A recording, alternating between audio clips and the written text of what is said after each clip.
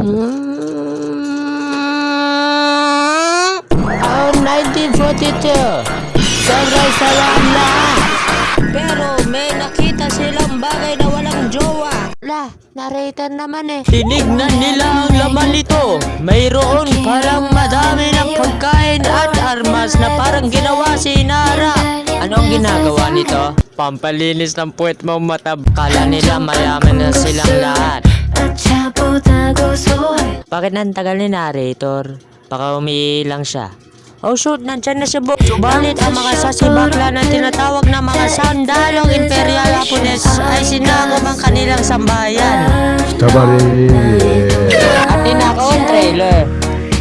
Totoo nga talaga, walang tayong laban sa mga Hapon. Napakalakas. Hindi nga. Puro ka lang biro ng biro dyan habang nasa gitna tayo ng gera. Taga-Hapon ka ba? Siyempre hindi. Yo soy Espanya. Ichinisan niya. Arigato. Yan, direke. Sa amin ang trailer na yan, mga inchiklo!